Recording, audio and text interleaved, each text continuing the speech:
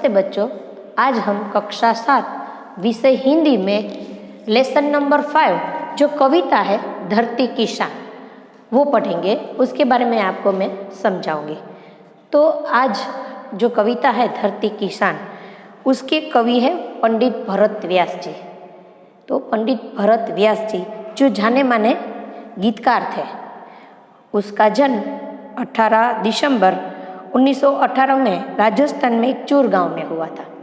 वो गीतकार थे, यानी उसके जो कविता थी वो चलचित्रों में यानी पिक्चर में भी ले जाया करते थे। तो यहाँ उसने कई रचना की थी और उस गीत के द्वारा वो बहुत मशहूर हुए थे। यह गीत सन 1958 में आई हिंदी फिल्म गांव गोरी में लिया गया है। कि ये जो कविता है, जो पिक्चर है गांव गोरी 1958 में जो बनी थी 1958 में, उसमें भी ये गीत लिया गया है। इस गीत में उन्होंने मनुष्य को एक दिशा बताई है कि मनुष्य में भगवान ने कई सारी शक्तियाँ दी है। वो शक्तियाँ उसके अंदर छिपी हुई है, उनसे इंसान अनजान है। उनके बारे में जानकारी इस कविता में कवि ने दी है। इस गीत में कवि ने मनुष्य को सबसे बुद्धिमान कहा है कि इस दुनिया में अनेक प्रकार के जीव हैं। उन जीवों में सबसे बुद्धिमान जो कवि ने बताया है वो सिर्फ मनुष्य को ही बताया है। मनुष्य अपनी बुद्धि से और कठोर परिश्रम के द्वारा जल, स्थान, आकाश में कई सारी उपलब्धियां पा सकता है और पाई भी है कि मनुष्य के प्रयासों से आज हम चांद पर जा सकते हैं, मंगल पर जा सकते हैं।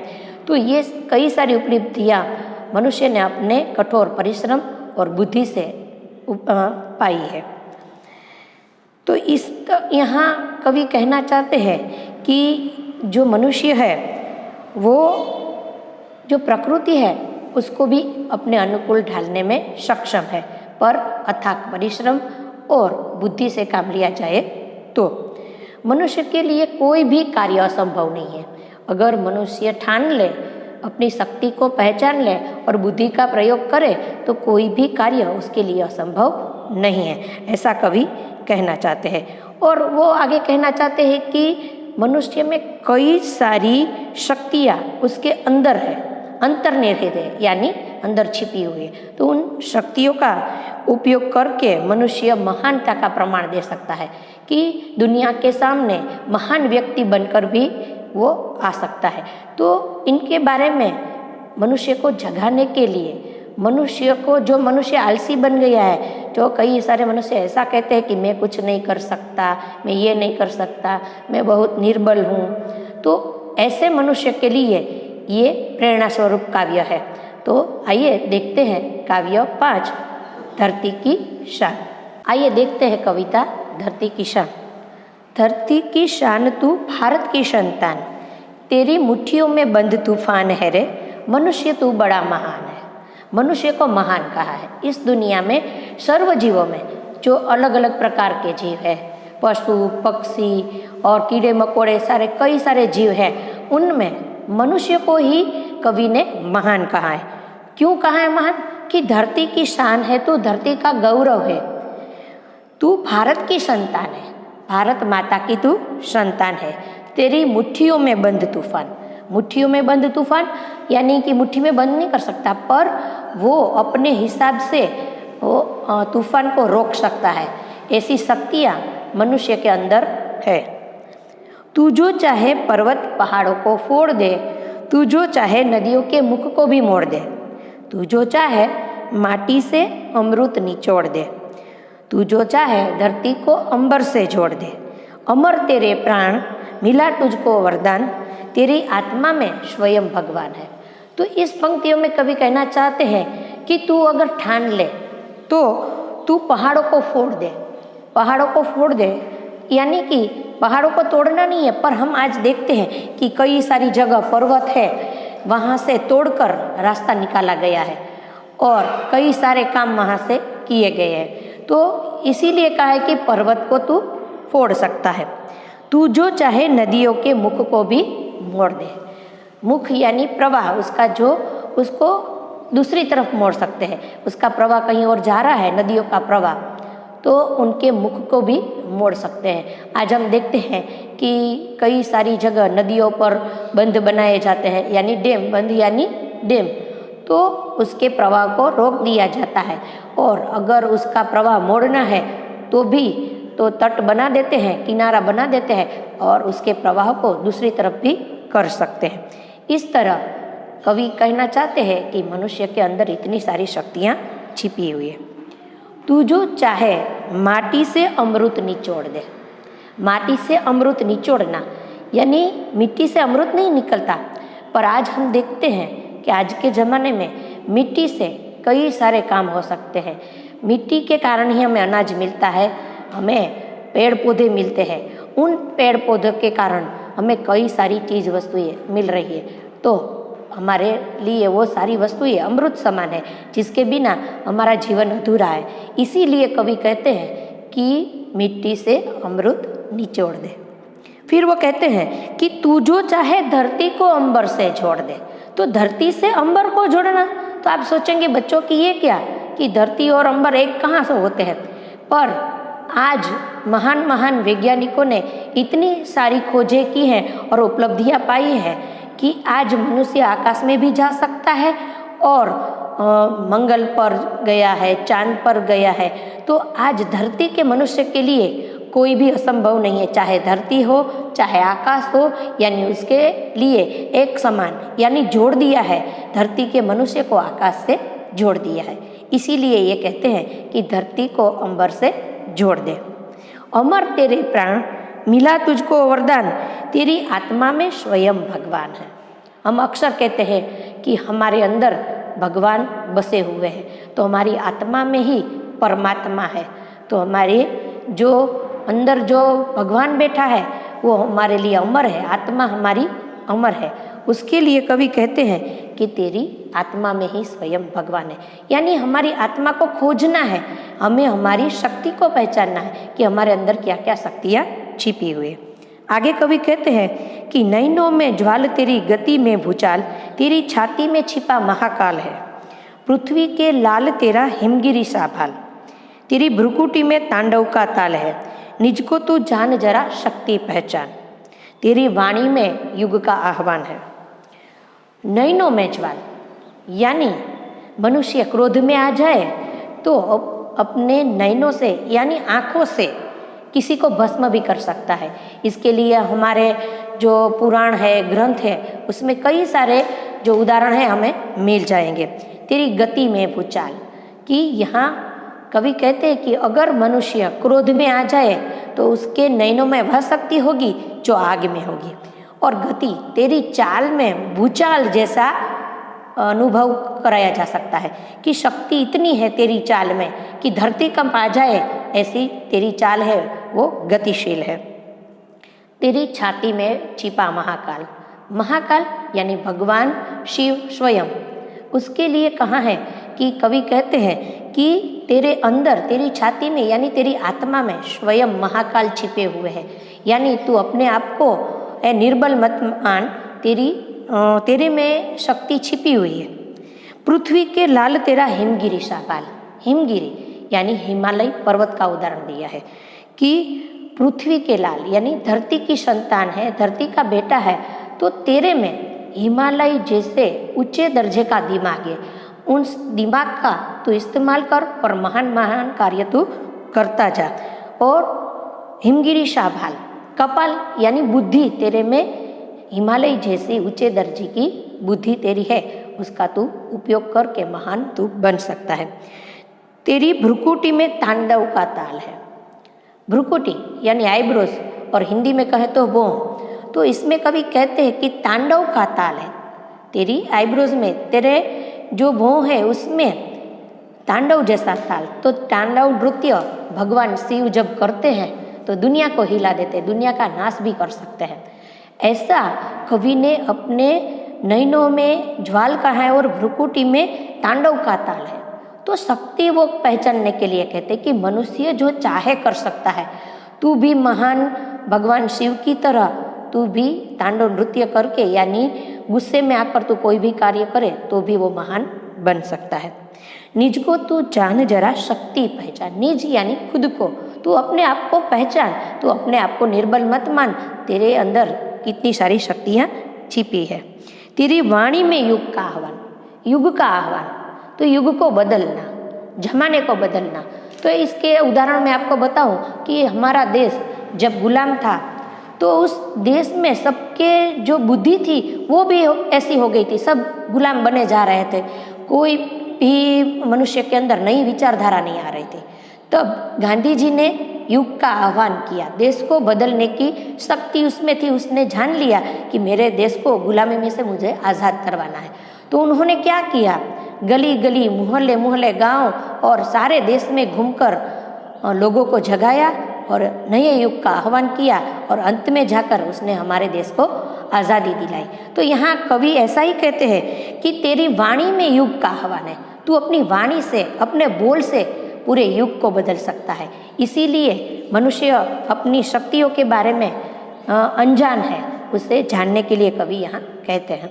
आगे कवि कहते हैं, धरती सा धीर तू है अग्नि सा वीर, तू जो चाहे तो काल को भी थाम ले, पापों का प्रलय रुके, पशुता का शीश झुके, तू जो अगर हिम्मत से काम ले, गुरु सा मतिमान, पवन सा तू गतिमान, तेरी नभ से भी ऊंची उड़ान है रे। तो धरती सा धीर, धरती माँ, हमारे सारे जो विश्व है, सारा विश्व, उसका बोझ है वो धरती उठाती है। कभी धरती है वो थक जाए तो क्या होता है, धरती कब जाता है ना, तो नाश हो जाता है।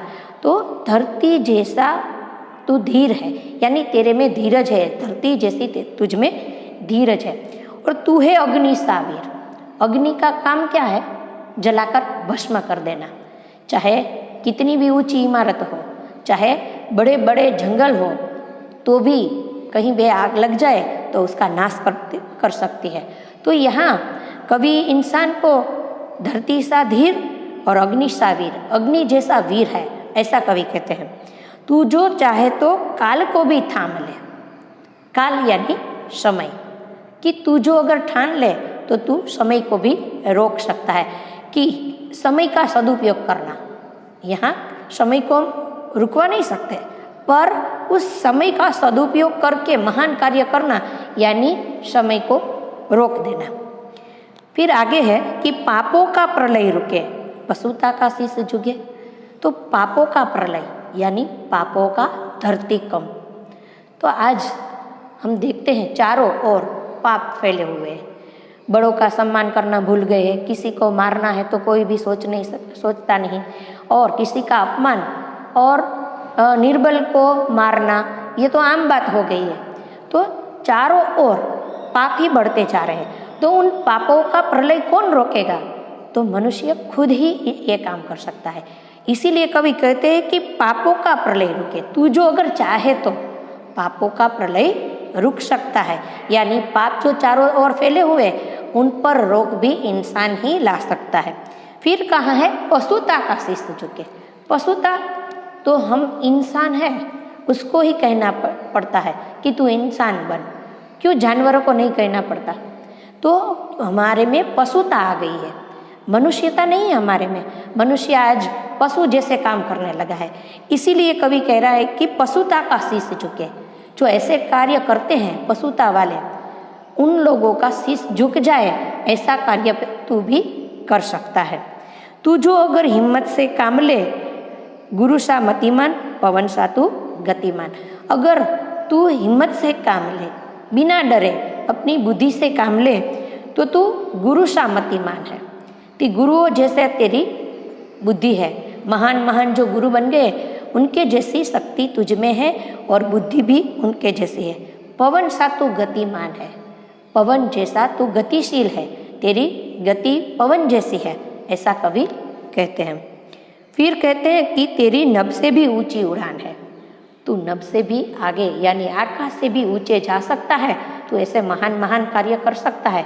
इसीलिए कवि यहाँ उद्देश्य कवि का यही है कि मनुष्य को अपनी शक्तियों की पहचान करवाना, कि वो उसके अंदर भगवान ने कितनी सारी शक्तियाँ दी है, उसके तरफ कवि हमें बताते हैं और मनुष्य को जगाने का प्रयास कवि यहाँ इस कविता में करते हैं।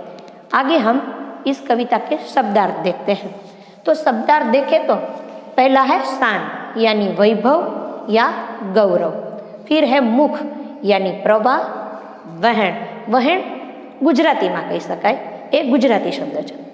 ધરતી यानी पृथ्वी, धरा, अंबर आकाश, नभ गगन भी कह सकते हैं, आसमान भी कह सकते हैं, ज्वाल यानी अग्नि, भूचाल यानी भूकंप, भाल यानी ललाट और कपाल भी कह सकते हैं, भ्रुकुटी यानी बो, काल यानी समय, मतिमान यानी बुद्धिमान। तो ये सारे शब्दार्थ आपको समझ में आ गए होंगे। तो आगे हम उसका अभ्यास देखते हैं। तो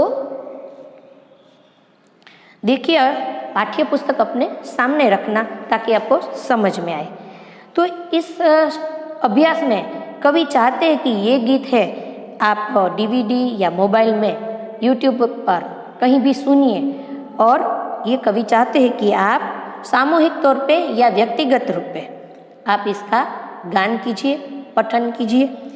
फिर निम्नलिखित प्रश्नों के उत्तर के बारे में कहते हैं कि आप क्या क्या कर सकते हैं। आपको पूछा है कि आप क्या कर सकते हो, तो आप जो कर सकते हो ऐसा प्रश्न आए तो आप अपनी तरफ से आप जो कर सकते हैं वो लिख सकते हैं।